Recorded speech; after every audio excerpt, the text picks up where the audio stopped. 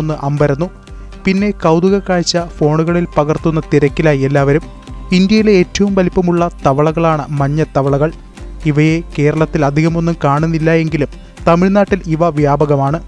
77 വർഷത്തെ ജീവിതത്തിനിടയിൽ ഇത്തരമൊരു തവളക്കാഴ്ച ആദ്യമാണെന്ന് പ്രദേശവാസിയായ വാലാപ്പറമ്പിൽ സൈബിയ മൂസ പറയുന്നു. എൻ്റെ പേര് സഫിയ. 70 വയസ്സിലകത്ത് ഇങ്ങനത്തെ ഒരു തവളകളെ ഞാൻ കണ്ടിട്ടില്ല. ഞാൻ കോൾ പ്രദേശത്ത് താമസിക്കുന്ന ആളാണ്. ആദ്യം മുതൽ ഞാൻ പ്രദേശത്ത് ഇരിക്കുന്ന ആളാണ്. ഇങ്ങനത്തെ ഒരു തവളകളെ ഞാൻ കണ്ടിട്ടില്ല. എങ്കിലും ഇങ്ങനത്തെ ഈ തവളകളെ കണ്ടപ്പോൾ അതൊരു അതിശയമായിട്ട് തോന്നി. അതിന് നല്ലതിനാണ് പൊട്ടയ്ക്കെന്ന് അറിയില്ല നമുക്ക്. അന്തിക്കാട്ടെ വട്ടനിലത്തിലെ ഈ മഞ്ഞക്കാഴ്ച കാണാൻ തൊഴിലുറപ്പ് തൊഴിലാളികൾ ഉൾപ്പെടെ നിരവധി പേർ എത്തിയിരുന്നു. ജനം, തൃശൂർ.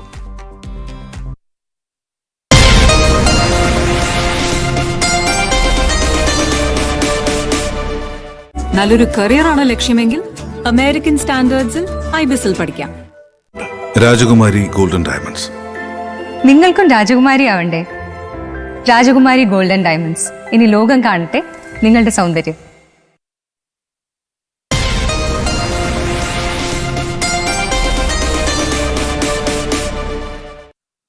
ഇനി പത്രവാർത്തകളുടെ സമയമാണ്. അതെ, വരികൾക്കിടയിൽ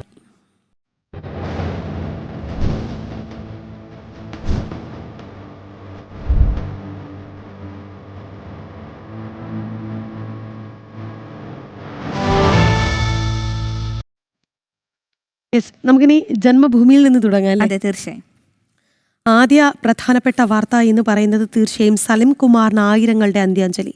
ആ കുടുംബത്തിന്റെ ചിത്രം, സലിം കുമാറിന്റെ മൃതദേഹത്തിനരികെ ഭാര്യയും മക്കളും കുടുംബാംഗങ്ങളും ഒക്കെ വേദനയോടെ ഇരിക്കുന്ന ആ ചിത്രം, അദ്ദേഹത്തിന്റെ മൃതദേഹത്തിന്റെ ചിത്രമൊക്കെയാണ് ജന്മഭൂമിയിൽ പ്രധാനപ്പെട്ട വാർത്തയുടെ ചിത്രമായി നൽകിയിരിക്കുന്നത്.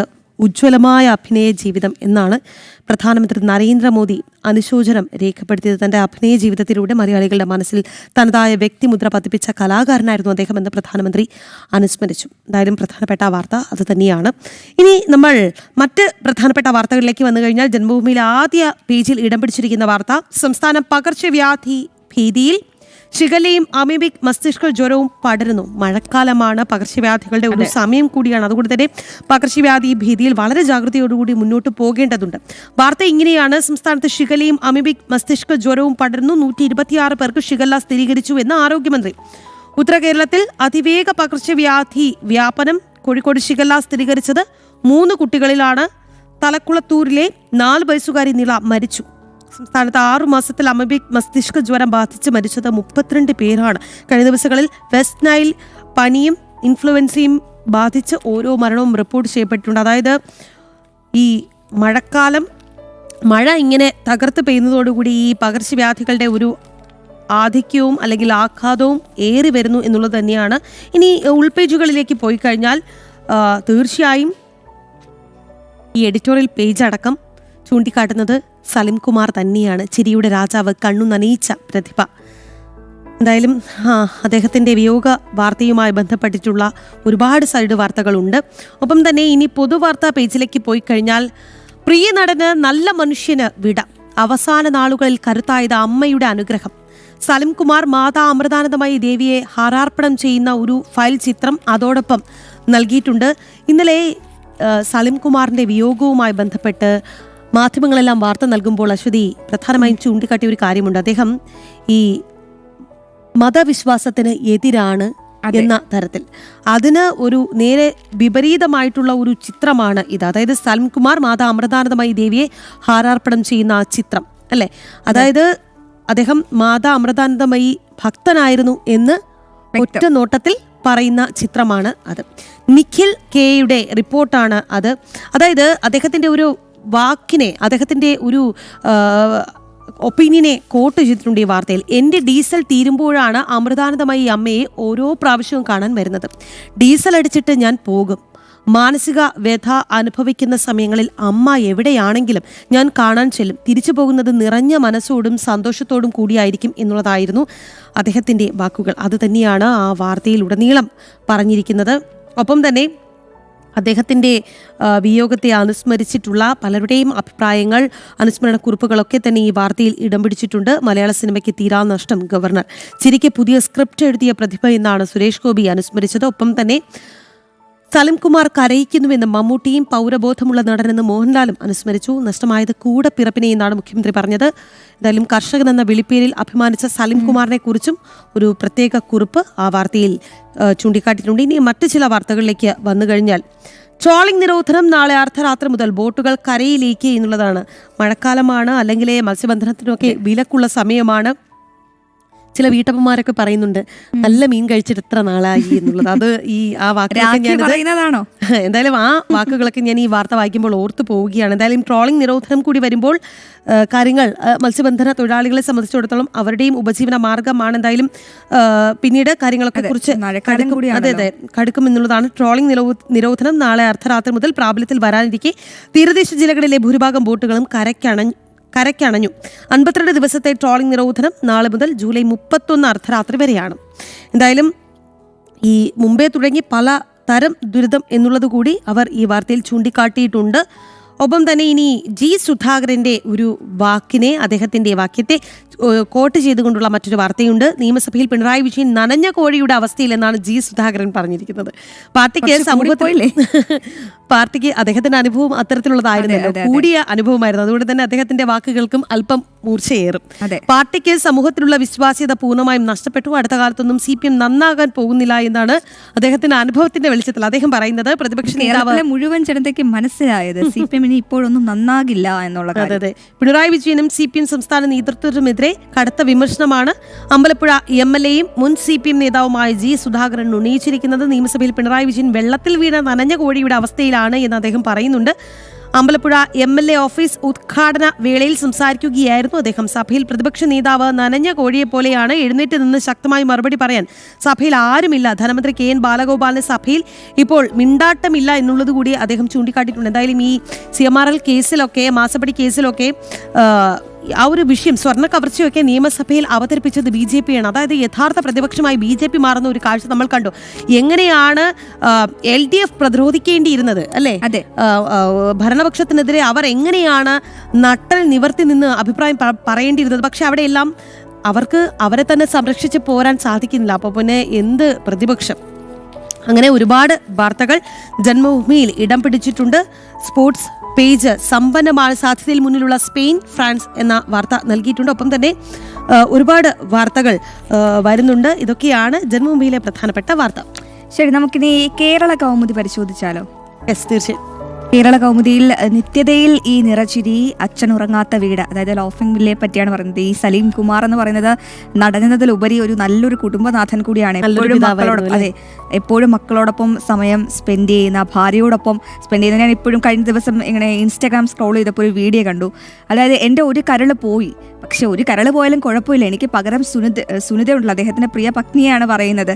അപ്പോൾ അത്രത്തോളം സ്നേഹിക്കുന്ന നല്ലൊരു ഭർത്താവായിരുന്നു, നല്ലൊരു പിതാവായിരുന്നു. ആ രണ്ട് മക്കളും കഴിഞ്ഞ ദിവസം നമ്മൾ കണ്ടതാണ്. ഒപ്പം ഈ മാധ്യമങ്ങളുടെ അതിപ്രസരം, ഓൺലൈൻ മീഡിയ അടക്കം ആ ഒരു സംസ്കാര ചടങ്ങിൽ മാന്യത പുലർത്താത്ത രീതിയിൽ പ്രതികരിച്ചു, അല്ലെങ്കിൽ അത്തരത്തിൽ അവരുടെ ആ പ്രൈവസിക്കിടയിൽ കയറി നിന്ന് ക്യാമറ കണ്ണുകൾ പലയിടങ്ങളിലും കാണുന്നതാണ്. പക്ഷേ ഈ മരണ വീടുകളിലൊക്കെ പോയി കാണിക്കുന്നതാണ് ശുദ്ധ തെമ്മാടിത്തരം എന്നേ പറയാനുള്ളൂ. എന്തായാലും നമുക്ക് ആ വാർത്തയിലേക്ക് പോകാം. അപ്പോൾ ചന്തു പറഞ്ഞത് മാറി നിൽക്കടാ എന്ന് പറയുന്നുണ്ട്, മുഖ്യമന്ത്രി പറയുന്നുണ്ട്. അപ്പോൾ അതൊരു തുടക്കമാകട്ടെ എന്നാണ് എനിക്ക് പറയാനുള്ളത്. ചന്തുവിന്റെ ആഹ്വാനം എല്ലാവരും ഏറ്റെടുക്കണം. കാരണം ഇത്തരത്തിൽ നമ്മളെല്ലാവരും മാധ്യമപ്രവർത്തകരാണ്, പക്ഷേ മാന്യതയോടെ മാധ്യമപ്രവർത്തനം ചെയ്യാനുള്ള ആർജവം നമുക്ക് എല്ലാവർക്കും ഉണ്ടാകണം. ഒരിക്കലും ഒരു മരണ വീട്ടിൽ അല്ലെങ്കിൽ അസ്ഥാനത്ത് കയറി ഇത്തരത്തിൽ ക്യാമറ കണ്ണുകൾ നീട്ടി അവരുടെ സ്വകാര്യത്തിലേക്ക് കടന്നു കയറി ഇത്തരം ദൃശ്യങ്ങൾ പകർത്തുന്നതിൽ യാതൊരുവിധ താല്പര്യവും എനിക്കില്ല.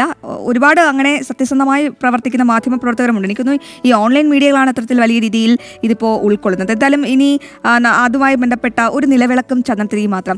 രാഖി നേരത്തെ സൂചിപ്പിച്ചതുപോലെ മതപരമായ ചടങ്ങുകളൊക്കെ ഒഴിവാക്കിക്കൊണ്ടായിരുന്നു സംസ്കാരം. അപ്പോൾ സലീം കുമാറിന്റെ ആഗ്രഹപ്രകാരം മതപരമായ ചടങ്ങുകളില്ലാതെയായിരുന്നു സംസ്കാരം. വീട്ടിൽ കിടത്തിയപ്പോൾ തലയ്ക്കൽ നിലവിളക്ക് കത്തിച്ചു വെച്ചു, ചന്ദനത്തിരിയും പുകച്ചു. ഭാര്യ സുനിതയും മക്കളും കെട്ടിപ്പിടിച്ചു കരഞ്ഞു. ബന്ധുക്കളിൽ ചിലർ കാൽക്കൽ നമസ്കരിച്ചു. സംസ്ഥാന സർക്കാരിന്റെ ആദരവായി പോലീസിന്റെ ഗാർഡ് ഓഫ് ഓണർ മാത്രമായിരുന്നു ചടങ്ങ്. അപ്പോൾ അങ്ങനെ അതുമായി ബന്ധപ്പെട്ടുള്ള ഒരു റിപ്പോർട്ടാണ് നമ്മൾ നേരത്തെ സൂചിപ്പിച്ചതുപോലെ സലീം കുമാറിന്റെ വാർത്തകൾ തന്നെയാണ് കൊടുത്തിരിക്കുന്നത്. ഒപ്പം അളിയൻ രാജിവെച്ചു, മന്ത്രി സണ്ണി ജോസഫ് അളിയൻ രാജിവെച്ചു. മന്ത്രി സണ്ണി ജോസഫ് തലയൂരി, സ്വജനപക്ഷപാതമെന്ന് പാർട്ടിയിലും വിമർശനം. സണ്ണി ജോസഫും അളിയൻ ബെന്നി തോമസും ഇങ്ങനെ കൈ കോർത്തിരിക്കുന്ന ഒരു ചിത്രമാണ് അവർ കൊടുത്തിരിക്കുന്നത്. ഇനി നമുക്ക് ഉൾപേജുകളിലേക്ക് പോവുകയാണെങ്കിൽ വളരെ പ്രധാനപ്പെട്ട വിവരം, വീണയെ ചോദ്യം ചെയ്യണം, അതിനെ SFIO രേഖകളുടെ പകർപ്പിന് ED കോടതിയിലേക്ക് പോവുകയാണ്. SFIOയുടെ നിർണായക കടത്തലുകളാണ് വീണ തൈക്കണ്ടിലിന് വലിയ കുരുക്കാകുന്നത്. അതിൽ എനിക്ക് തോന്നുന്നു 100-ലധികം 134 രേഖകളുടെ അംഗീകൃത പകർപ്പ് ആവശ്യപ്പെട്ടാണ് അപേക്ഷ. ഈ കോടതി അപേക്ഷ ഇന്ന് പരിഗണിച്ചേക്കും. വീണയുടെ മൊഴി, CMRL ഉദ്യോഗസ്ഥരെ ചോദ്യം ചെയ്തപ്പോൾ ലഭിച്ച വിവരങ്ങൾ, എക്സാലോജിക്കും CMRLും തമ്മിൽ നടത്തിയ കത്തിടപാടുകൾ, സാമ്പത്തിക ഇടപാടുകൾ, കരാറുകൾ തുടങ്ങിയവയുടെ രേഖകളാണ് ED ആവശ്യപ്പെട്ടിരിക്കുന്നത്. ഇനി നമുക്ക് ഉൾപേജുകളിലേക്ക് പോകണ മനോഹരമായ ഒരു എഡിറ്റോറിയൽ പേജാണ്. സലീം കുമാറിനാൽ സമ്പന്നമായൊരു എഡിറ്റോറിയൽ പേജ്. അതിൽ അദ്ദേഹത്തിൻ്റെ കുറച്ച് ഫേമസ് ഡയലോഗ്സ് ആണ്. എനിക്കെല്ലാമായി തൃപ്തിയായി, ഐ ആം ദി സോറി അളിയ, ഐ ആം ദി സോറി, ഉഷ്ണം ഉഷ്ണേന ശാന്തികൃഷ്ണ എന്നല്ലേ, എന്തിനോ വേണ്ടി തിളക്കുന്ന സമയത്ത്. ഇത് നമ്മൾ ഈ സലീം കുമാറിന്റെ ഡയലോഗുകൾ പറയാതെ പോകുന്ന ഒരു ദിവസം പോലുമില്ല. ജാടത്തെണ്ടി അങ്ങനെയുള്ള വാക്കുകളൊക്കെ സലീം കുമാറാണ് നമ്മളിലേക്ക് ഇട്ട് തന്നത്. അപ്പം നിനക്കെന്നെ മനസ്സിലായില്ലടാ ജാടത്തെണ്ടി എന്നൊക്കെ പറയുന്നത് പോലെ തന്നെ മോഹൻലാൽ ഉൾപ്പെടെ മമ്മൂട്ടി ഉൾപ്പെടെ സുരേഷ് ഗോപി ഉൾപ്പെടെ പ്രമുഖരെല്ലാം അനുസ്മരിച്ചിട്ടുണ്ട്. അതിൻ്റെ പ്രതികരണങ്ങളെല്ലാം കോർത്തിണക്കിയിട്ടുണ്ട്. ഒപ്പം നിർത്താതെ ചിരിപ്പിച്ചു, പിന്നെ കണ്ണു നനച്ചു എന്ന് പറയുന്നുണ്ട്. പിന്നെ എല്ലാവരും മതേതര സോഷ്യലിസ്റ്റുകൾ എന്ന് പറയുന്നത്, നിന്നെ വല്ലാണ്ട് മിസ് ചെയ്യുമടാ എന്ന G വേണുഗോപാൽ ഗായകൻ്റെ ഓർമ്മ. ഒപ്പം നമുക്ക് ഏറ്റവും കൂടുതൽ സങ്കടം വിതച്ചത് നമുക്കറിയാം Harisree Ashokan Salim Kumar combo, Haneefa Salim Kumar combo, Dileep Salim Kumar combo, ഒന്നൊന്നര കോംബോ ആയിരുന്നു മലയാളികൾ എപ്പോഴും ഏറ്റെടുത്ത കോംബോ. അപ്പോൾ കഴിഞ്ഞ ദിവസം സലീം കുമാറിൻ്റെ ജീവനറ്റ ശരീരത്തിന് മുൻപിൽ ചിരിക്കാതെ കണ്ണു നിറഞ്ഞു നിൽക്കുന്ന നടൻ ദിലീപിനെയും നടൻ ഹരിശ്രീ അശോകനെയും നമ്മൾ കണ്ടു. അങ്ങനെ അപ്പോൾ അതുമായി ബന്ധപ്പെട്ട റിപ്പോർട്ടാണ്. പ്രിയ ചങ്ങാതിക്കരികിൽ നിശബ്ദരായി ചങ്ങുകൾ. അപ്പോൾ ഈ ജയറാമും സലീം കുമാറിൻ്റെയൊക്കെ ഒരു കോംബോയും വളരെ മികച്ചത് തന്നെയായിരുന്നു. അപ്പോൾ പാചകവും ഇദ്ദേഹം നന്നായിട്ട് ചെയ്യും. അതുമായി ബന്ധപ്പെട്ട സലീം കുമാറിൻ്റെ ഒരു ഡീറ്റെയിൽഡ് റിപ്പോർട്ടുള്ള ഒരു കൗമുദിയുടെ എഡിറ്റോറിയൽ പേജാണ് നമ്മളിന്ന് നമുക്കിന്ന് ഈ പത്രത്തിൽ കാണാൻ സാധിക്കും. നമ്മൾ പേജുകളിലേക്ക് പോവുകയാണെങ്കിൽ, പടയോട്ടത്തിന് പറങ്കികൾ എന്ന നമ്മുടെ റൊണാൾഡോ ഇറങ്ങാൻ പോവുകയാണ് മക്കളെ. 3 ദിവസം കൂടി മാത്രമേ ഉള്ളൂ. പോർച്ചുഗൽ സ്ക്വാഡിൻ്റെ വിവരങ്ങൾ കൊടുത്തിട്ടുണ്ട്. ക്രിസ്ത്യാനോയുടെ 6ാം ലോകകപ്പാണ്. കളിച്ച 5 ലോകകപ്പുകളിലും ഗോളടിച്ച ഏക താരമാണ് നമ്മുടെ ക്രിസ്ത്യാനോ എന്ന് പറയുന്നത്. അപ്പോൾ നമുക്ക് നോക്കാം ഈ 7ാമത്തെ ലോകകപ്പ് ക്രിസ്ത്യാനോ റൊണാൾഡോയ്ക്ക് വേണ്ടി എന്താണ് കാത്തു വെച്ചിരിക്കുന്നത് എന്ന്. അപ്പോൾ പോർച്ചുഗൽ രാജ്യക്ക് സന്തോഷമായില്ലേ? റൊണാൾഡോ ഫാൻ അല്ലേ? ശരി, ഇതൊക്കെയാണ് കൗമുദിയിലെ ഏറ്റവും പ്രധാനപ്പെട്ട വാർത്തകൾ.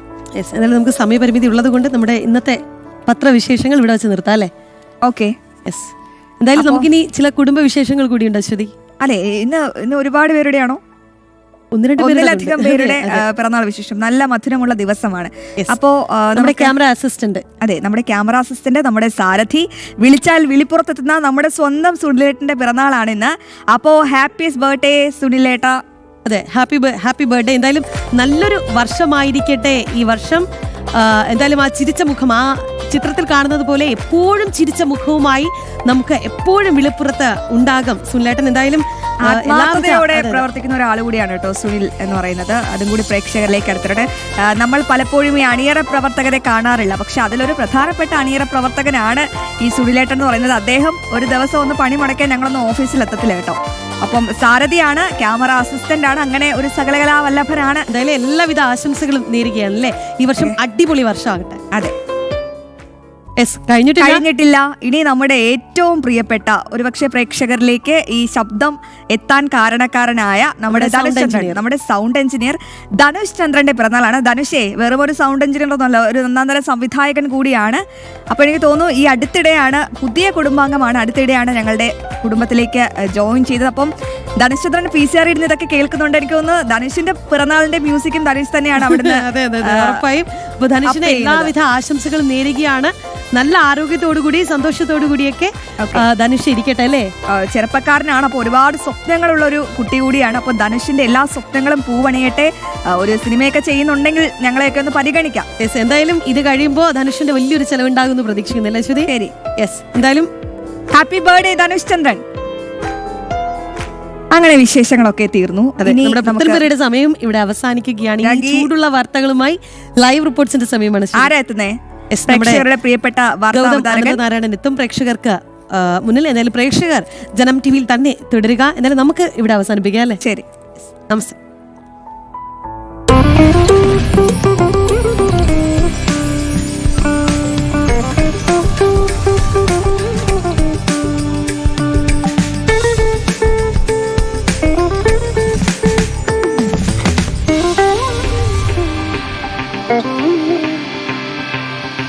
Learn ACCA Integrated BCom only from Indian Institute of Commerce, Lakshya. Malabar gold and diamonds, the responsible jeweller. Ponkathir puttu soft ആകാൻ ഒരു ഗ്ലാസ് പുട്ടുപൊടിക്ക് ഒരു ഗ്ലാസ് വെള്ളം. Ponkathir food products, the brand of happiness. ഇനി ഉറങ്ങാം, മനോഹരമായ നാളെയുടെ തുടക്കത്തിനായി. KMCT Group of Institutions.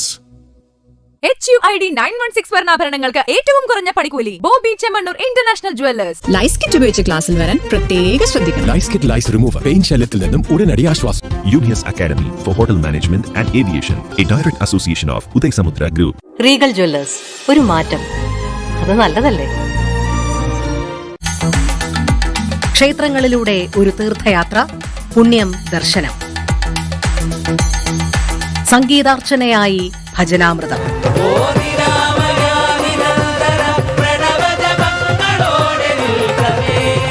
നന്മയുടെ